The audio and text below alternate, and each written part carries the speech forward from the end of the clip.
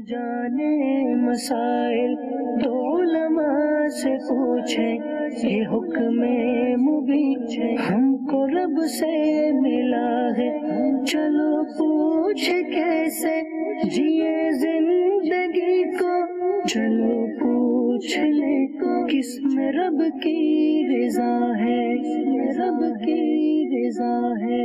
الحمدللہ رب العالمین والصلاة والسلام علی سید المرسلین، اما بعد فاعوذ باللہ من الشیطان الرجیم، بسم اللہ الرحمن الرحیم۔ الصلاة والسلام علیک یا رسول اللہ، الصلاة والسلام علیک یا حبیب اللہ، الصلاة والسلام علیک یا نبی اللہ، وعلی آلک واصحابک یا نور اللہ۔ پیارے اور محترم اسلامی بھائیوں، دارالافتاء اہل سنت سلسلے کے ساتھ حاضر ہیں۔ ہمارے ساتھ مفتی سجاد مدنی صاحب تشریف فرما ہے۔ انشاءاللہ عز و جل آپ کی کالز کے ذریعے جو سوالات ہمارے پاس ہوں گے انشاءاللہ سلسلے میں شامل کریں گے، مفتی صاحب سے پوچھیں گے۔ آپ اول تاخیر سلسلے میں شریک رہیے اور توجہ کے ساتھ سماعت فرمائیے۔ درود پاک کی فضیلت سنتے ہیں۔ شیخ طریقت امیر اہل سنت دامت برکاتہم العالیہ ضیاء درود و سلام اس رسالے کے صفحہ نمبر 10 پر حدیث پاک نقل فرماتے ہیں، نبی کریم صلی اللہ تعالی علیہ وسلم نے ارشاد فرمایا، مجھ پر درود پاک پڑھنا پل صراط پر نور ہے، جو روز جمعہ مجھ پر 80 بار درود پاک پڑھے اس کے 80 سال کے گناہ معاف ہو جائیں گے۔ صلو علی الحبیب صلی اللہ تعالی علی محمد صلی اللہ تعالی علیہ وسلم۔ پہلی کال سلسلے میں شامل کرتے ہیں۔ جی میرا مسئلہ یہ ہے کہ زید کے 7 بھائی ہے، زید کو اس کے والد کی ملکت میں سے 6 لاکھ روپے نقد حصہ ملا۔ زید نے اس سے اپنا مکان خریدا اور زید اپنے 4 بیٹیوں کے ساتھ اور اپنی بیوی کے ساتھ اس مکان میں زندگی بسر کر رہا تھا۔ اس نے 2 بیٹیوں کی شادی کی اور کچھ عرصے کے بعد زید کا انتقال ہو گیا۔ اس کی بیوی نے محنت مزدوری کر 2 بیٹیوں کی مزید شادی کی۔ اب ان کی بیوی چاہتی ہے کہ میں نے 4 بیٹیوں میں حصہ تقسیم کرنا ہے، تو زید کی بیوی اس سے کس طرح تقسیم کرے گی؟ برائے مہربانی جواب عنایت فرما۔ السلام علیکم ورحمۃ اللہ وبرکاتہ۔ وعلیکم السلام ورحمۃ اللہ وبرکاتہ۔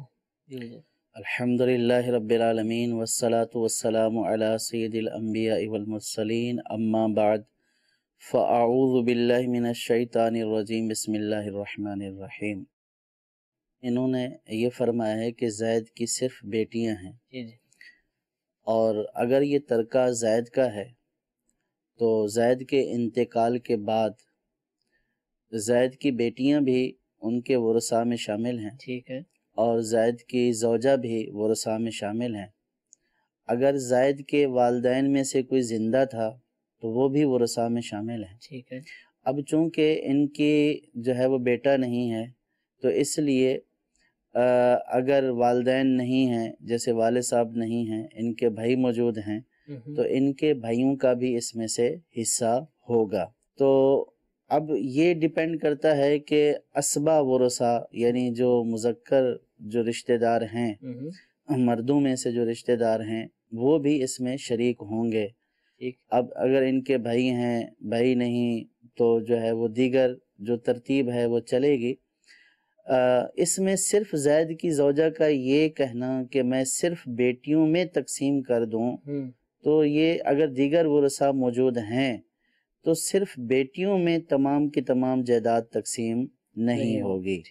ہاں، زید کی زوجہ نے جو خود کمایا یا جو اس کی ملکیت ہے، جس کی وہ خود مالک ہیں، اب چاہے وہ وراثت کے ذریعے ہوں یا خود کما کر یا کسی نے تحفہ دیا ہو، جو ان کی اپنی ملکیت ہے زید کی وراثت کے علاوہ، وہ اگر اپنی بیٹیوں میں یہ تقسیم کرنا چاہیں، سب کو برابر برابر دینا چاہیں یا کسی کو کم دیں کسی کو زیادہ دیں، اور اس صورت میں کوئی حرج والا پہلو نہیں ہے۔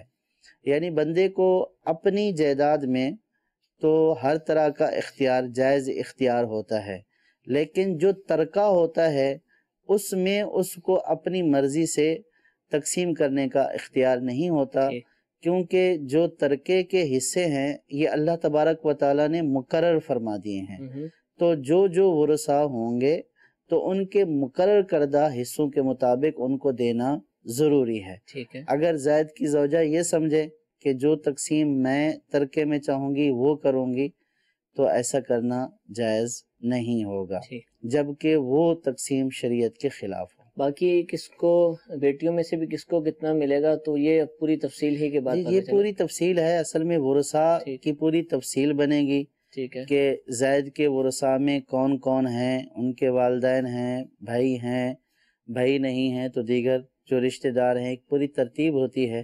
تو جب وہ معلوم ہو جائے گا تو پھر سب ورثاء کا حصہ بالکل واضح ہو جائے گا۔ ٹھیک ہے، تو جو سوال کرنے والے ان کو چاہیے کسی مفتی صاحب سے رابطہ کریں۔ دارالافتاء اہل سنت کی شاخیں الحمدللہ ملک بھر میں موجود ہیں، باب المدینہ کراچی، حیدرآباد، لاہور، سرگودا، فیصل آباد، یہ تمام شہروں کے اندر الحمدللہ، راولپنڈی میں بھی دارالافتاء اہل سنت موجود ہے۔ وہاں آپ کسی بھی ذمہ دار کے ذریعے رابطہ کر سکتے ہیں، پوچھ سکتے ہیں، ایڈریس معلوم کر سکتے ہیں۔ سب سے آسان طریقہ ہے کہ دارالافتاء اہل سنت کی جو موبائل اپلیکیشن ہے ہماری، آپ اس کو ڈاؤن لوڈ کر لیجئے، اس میں تمام ایڈریسز، فون نمبر وغیرہ سب کچھ موجود ہے۔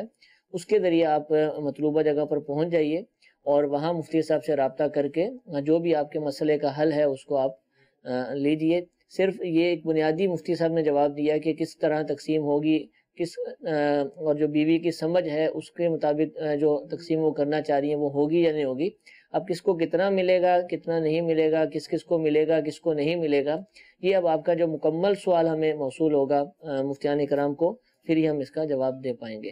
ایک اور کال سلسلے میں شامل کرتے ہیں۔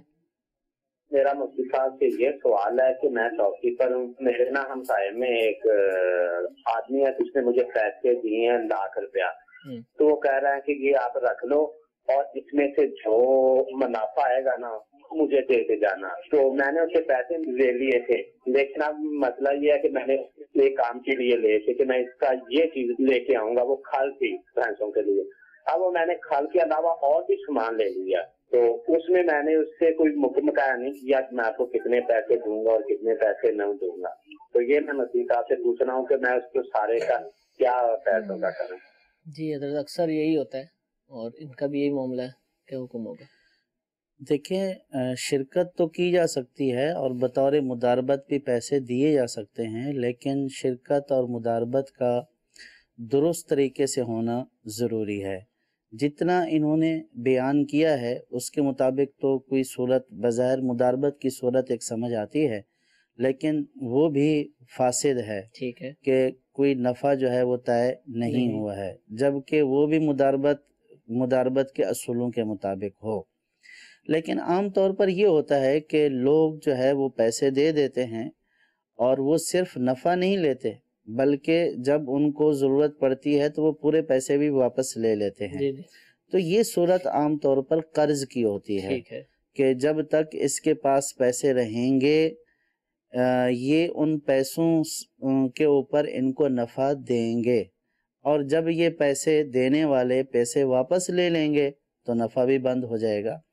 تو یوں جب کسی کو رقم دی جاتی ہے تو شرعی طور پر یہ صورت قرض کی ہوتی ہے، اور اس کے اوپر جو نفع دیا جا رہا ہوتا ہے چاہے وہ طے شدہ ہو چاہے وہ طے نہ ہو، قرض کے اوپر حاصل ہونے والا جو نفع ہے حدیث پاک کے مطابق یہ سود ہے۔ ٹھیک ہے، تو عام طور پر یہ اس طرح کی سودی صورتیں ہوتی ہیں، دینے والا سود کھا رہا ہوتا ہے اور پیسے جو لیتا ہے وہ سود دے رہا ہوتا ہے، اور دونوں گناہگار ہو رہے ہوتے ہیں۔ اگر ان کو جائز معاملہ کرنا ہے اس صورت کا تو علماء کے پاس جا کر ان کو صورتحال بتائیں کہ ہم یوں پیسے لینا چاہتے ہیں تو اس کی جائز صورت کیا بنے گی۔ اس کی ایک یوں بھی علامت ہے کہ اگر جس کو پیسے دیے ہیں اس کا مال جو ہے وہ ضائع ہو جائے اور وہ جو ہے وہ روڈ پر آ جائے، لیکن یہ جو شخص ہوتا ہے یہ پورے مال کا یعنی جتنے پیسے دیے ہوتے ہیں اسی کا تقاضا کر رہا ہوتا ہے۔ حالانکہ بعض اوقات ایسا بھی ہوتا ہے کہ کاروبار بغیر کسی کوتاہی کے ضائع ہو جاتا ہے، تو اب اس سے یہ تقاضا کرنا کہ میرے پورے پیسے واپس کر دیں، تو یہ بھی اس بات کی علامت ہے کہ انہوں نے بطور قرض دیا تھا، بطور شرکت اور مداربت نہیں دیا تھا۔ تو اس سے ان کے سوال سے جو بظاہر سمجھ آ رہا ہے وہ تو یہی ہے کہ یہ قرض کی صورت ہے اور اس پر جو نفع دیا جا رہا ہے، لیا جا رہا ہے، یہ سود ہے۔ تو اگر انہوں نے درست کرنا ہے تو اس کی صحیح شرعی رہنمائی لیں، اور اگر غلط بھی کیا ہے تو فوراً اس کی پوری مکمل وضاحت کر کے جو ہے وہ اس کا مسئلہ پوچھیں، تاکہ سود کے گناہ سے یہ بھی بچیں اور جنہوں نے پیسے دیے ہیں وہ بھی گناہوں سے بچیں۔ عام طور پر بہت سارے لوگوں کا یہ مقصود نہیں ہوتا کہ وہ سود کھائیں یا سود لیں، کیونکہ سود کی جس طرح مذمت بیان کی گئی ہے شدت کے ساتھ، تو مسلمان عام طور پر بچتے ہی ہیں، ذہن بھی یہی ہوتا ہے۔ لیکن بعض اوقات بندہ لا علمی کی وجہ سے، نہ جاننے کی وجہ سے سود ہی میں مبتلا ہو جاتا ہے، اور آج کل اس طرح کے معاملات تو جو ہے وہ یوں سمجھے کہ 99% جو ہے وہ سودی ہی ہوتے ہیں۔ تو اس لیے پہلے اس کی جو ہے وہ ویریفیکیشن کروا لیں کہ کیا یہ درست طریقہ ہے۔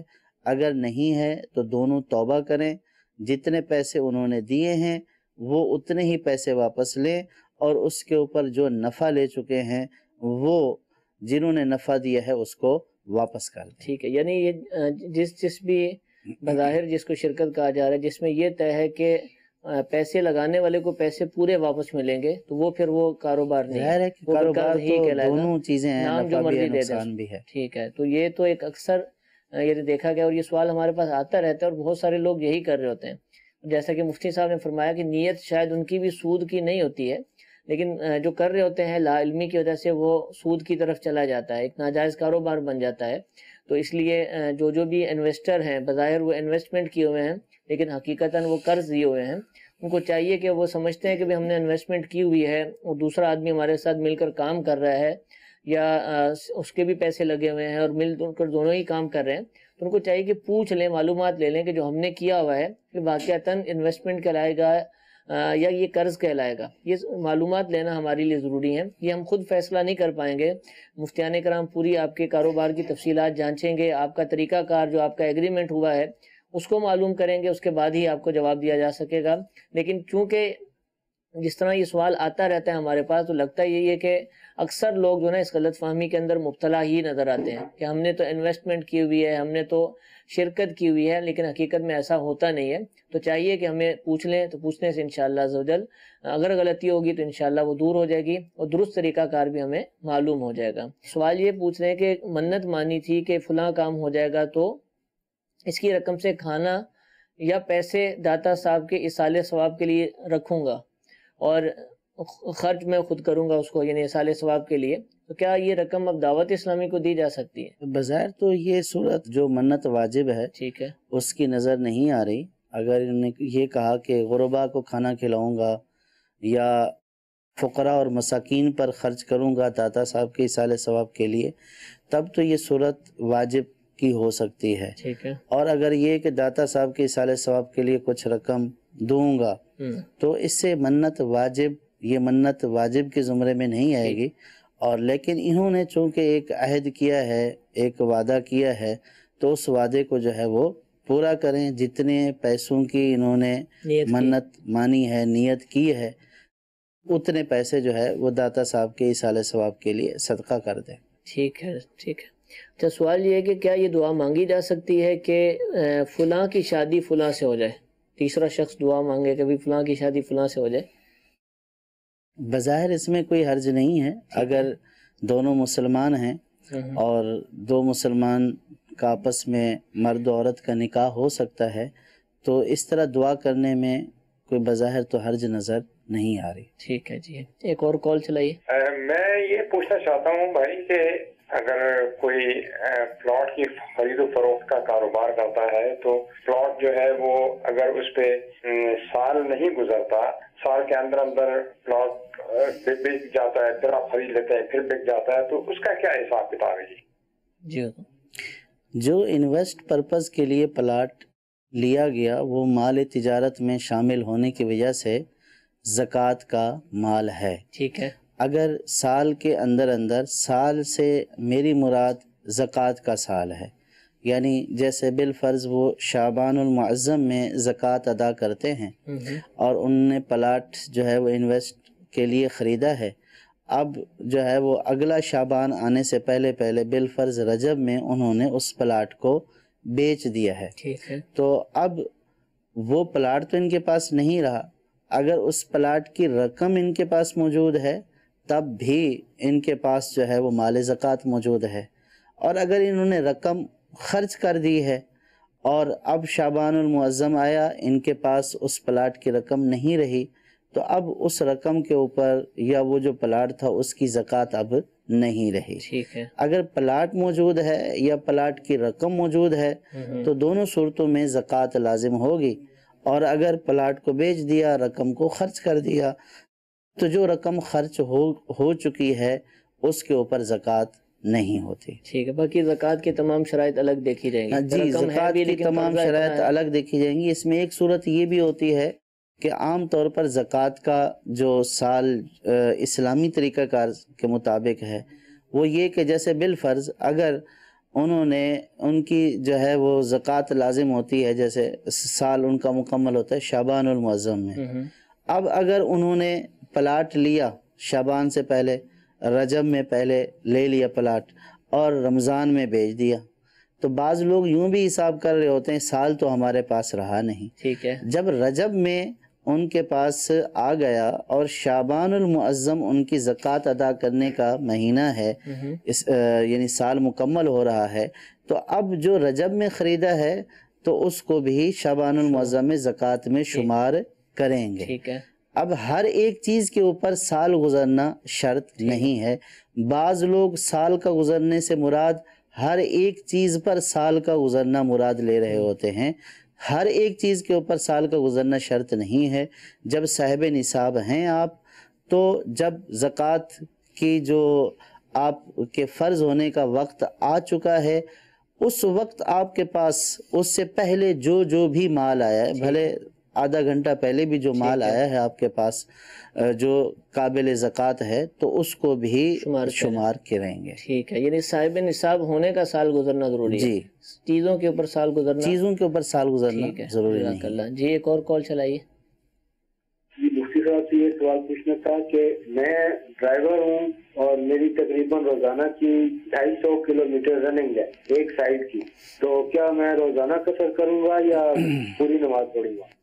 جی حضور، اگر یہ اپنے مقام سے جو شہر ہے ان کا، وہاں سے یہ 250 کلومیٹر کا سفر کسی جگہ پر جا رہے ہیں، مستقل سفر ہے، وہیں پہ ہی جانا ہے اور پھر وہیں سے ہی آنا ہے، تو راستے میں جتنی بھی نمازیں ہوں گی اس میں یہ قصر کریں گے، ٹھیک ہے، اور اپنے شہر میں جب پہنچ جائیں گے تو اس صورت میں یہ پوری نماز ادا کریں گے۔ ٹھیک ہے، اور جس شہر میں گئے ہیں اگر وہاں پہ یہ 15 دن یا اس سے زیادہ رہنے کی نیت کر لیتے ہیں تو پھر وہاں پہ یہ مقیم ہو جائیں گے، تو اس صورت میں بھی یہ پوری نماز ادا کریں گے۔ ٹھیک ہے، راستے میں قصر کرتے رہیں گے، اپنے شہر میں آ جائیں گے تو پوری نماز ادا کرنی پڑے گی۔ جس جگہ پر پہنچے ہیں وہاں پہ اگر انہوں نے 15 دن یا اس سے زیادہ رہنے کی نیت کر لی ہے تو اس صورت میں بھی یہ مقیم ہونے کی وجہ سے پوری نماز ادا کریں گے۔ ٹھیک ہے، جی ایک اور کال چلائیے۔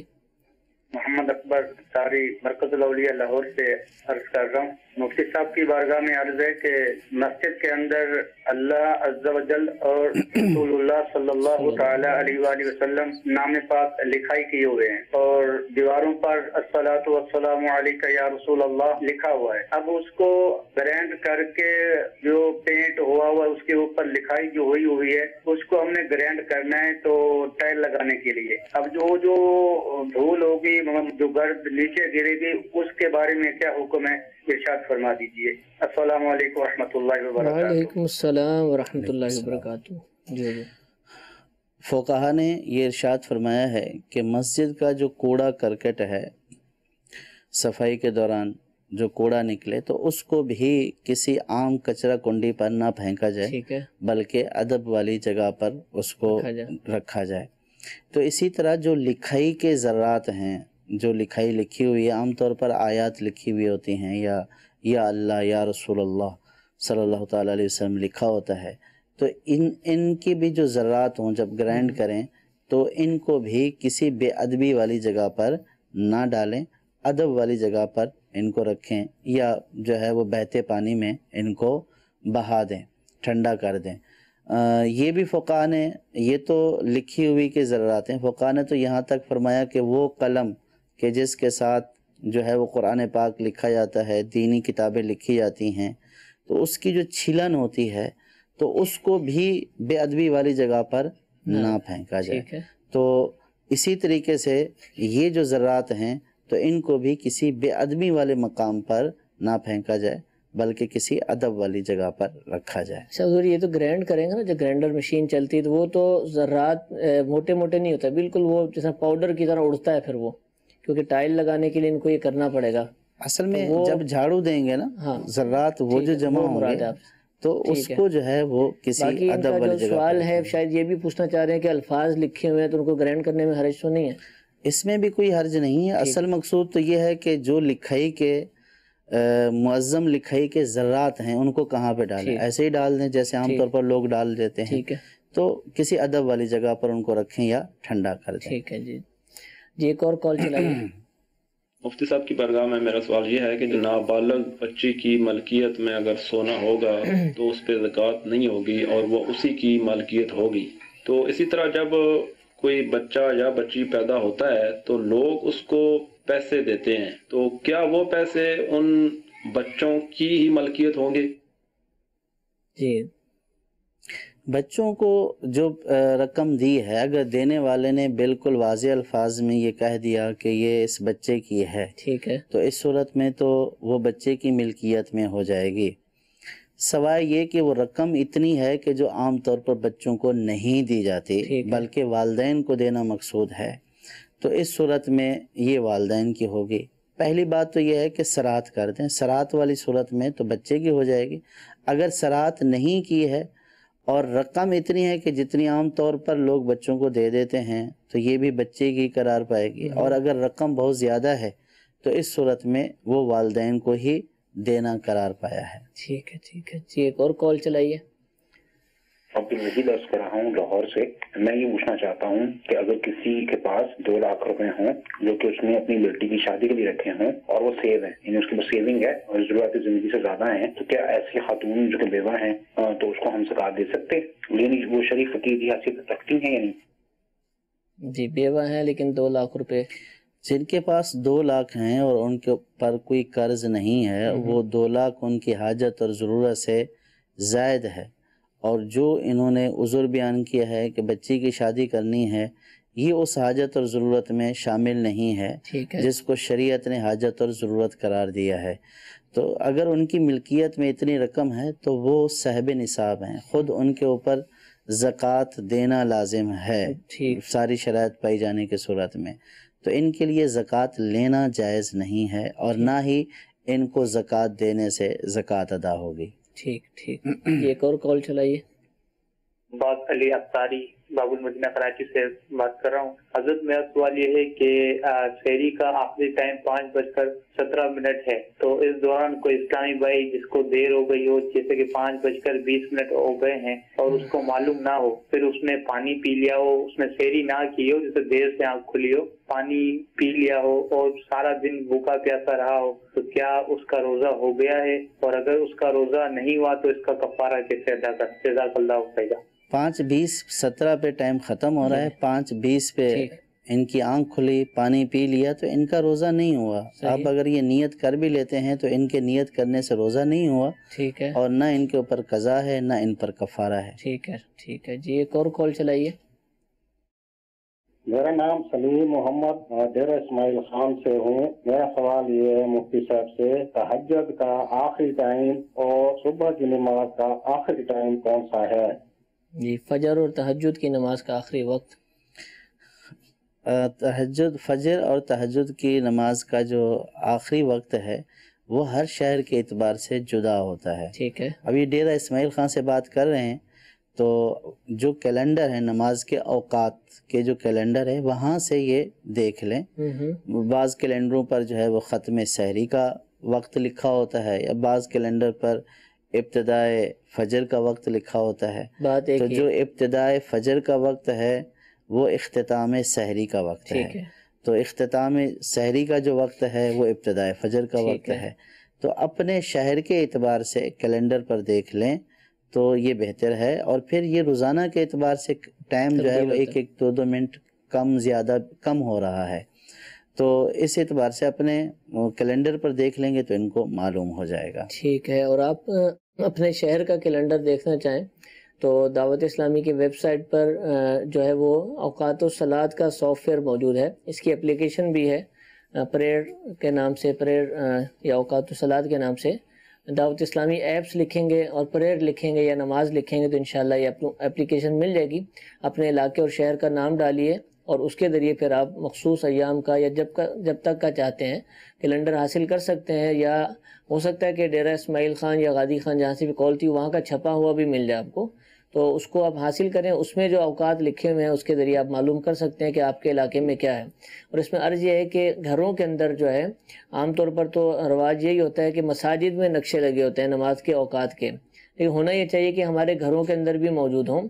اسلامی بہنیں جو کہ نماز پڑھتی ہیں، جن پر نماز فرض ہے، ان کو بھی اوقات الصلاۃ معلوم کرنے کی حاجت ہوتی ہے، پھر نفلی روزے رکھنے ہوتے ہیں تب بھی حاجت ہوتی ہے کہ بھی کب روزہ رکھنے کا وقت ختم ہو رہا ہے، کب ہم اس کو کھول سکتے ہیں، تو یہ ساری چیزیں تو نارمل حالات میں بھی چاہیے ہوتی ہیں۔ تو گھر میں اگرچہ سافٹ ویئر بھی موجود ہے، اپلیکیشن بھی موجود ہے، لیکن آپ کے علاقے کا اگر چھپا ہوا نقشہ ہے تو آپ کو چاہیے کہ اس کو حاصل کریں اور اپنے گھر میں اس کو آویزاں کریں، تو انشاءاللہ عز و جل اس سے فائدہ بھی ہوگا۔ چھوٹے بچوں کو بھی پتہ چلے گا کہ نماز کے اوقات کا کوئی نقشہ ہوتا ہے، اس کو دیکھا جاتا ہے، اس سے نماز کے اوقات پتہ چلتے ہیں، تو انشاءاللہ اس کی برکتیں بھی ہمیں گھر میں حاصل ہوں گی۔ ایک اور کال سلسلے میں شامل کرتے ہیں۔ مفتی صاحب کی بارگاہ میں عرض ہے کہ کوئی اسلام بھائی یا اسلامی بہن حج پر جاتی ہیں اور قربانی کے بھی پیسے اگر دے دیں وہ بھی ٹھیک ہے، اور اگر وہ یہاں وکیل کسی کو بنا دیں اپنے ملک میں تو کیا اس طرح بھی قربانی ہو سکتی ہے؟ اس حوالے سے رہنمائی عطا فرما دیں۔ السلام علیکم ورحمۃ اللہ وبرکاتہ۔ وعلیکم السلام ورحمۃ اللہ وبرکاتہ۔ قربانی کون سی، حج کی یا دوسری؟ جی، حج کی قربانی تو وہیں پہ کرنی ہوگی، اور جو عید کی قربانی ہوتی ہے اگر وہ ان کے اوپر واجب ہے تو وہ وہاں پہ بھی کر سکتے ہیں، اور یہاں پہ پیسے دے دیں یا کسی کو جو ہے وکیل بنا دیں تو یہاں پہ بھی ان کی قربانی ہو سکتی ہے۔ وہاں بھی ہو سکتی ہے، یہاں بھی ہو سکتی ہے، لیکن دونوں الگ الگ ہوں گی جبکہ ان پر فرض ہے۔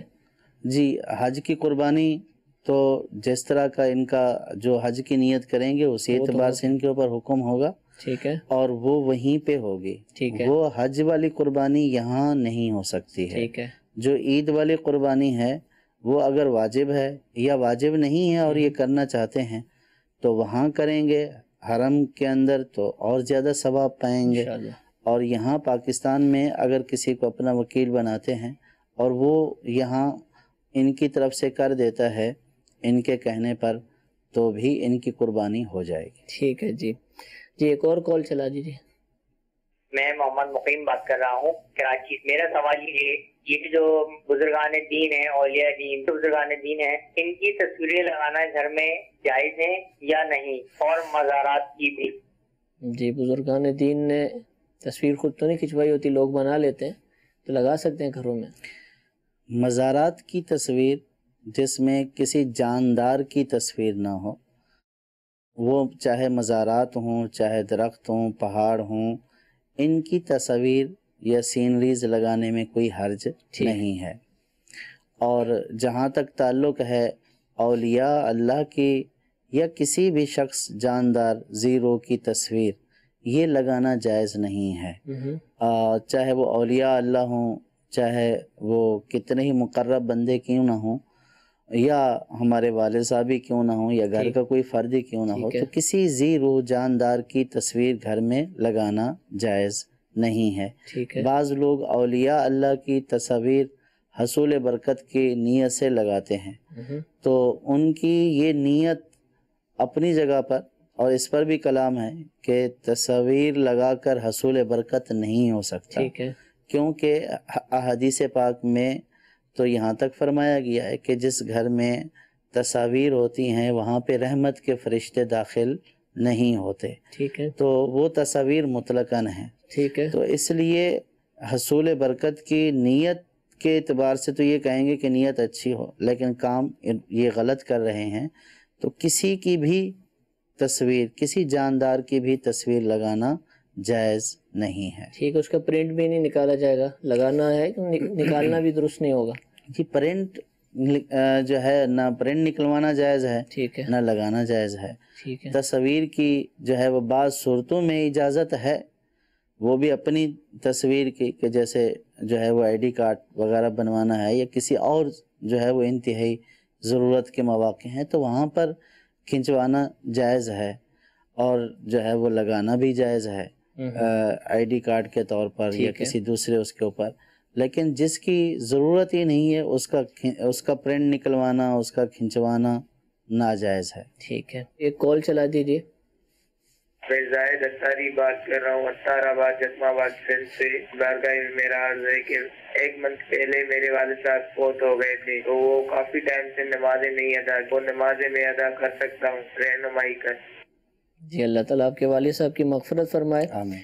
اور جذبہ ہے کہ ان کی نمازیں ادا ہو جائیں، تو کیا یہ خود پڑھ سکتے ہیں ان کی طرف سے نمازیں؟ جن کی نمازیں رہ گئی ہیں اور ان کا انتقال ہو گیا تو اب ان کی نمازیں ان کی جگہ پر کوئی دوسرا شخص ادا نہیں کر سکتا. ٹھیک ہے.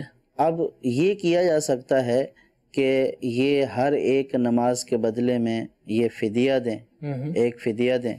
تو اس صورت میں اللہ تعالیٰ کی ذات سے امید رکھیں کہ یہ فدیہ ان کے والد صاحب کی نمازوں کے قائم مقام ہو جائے گا.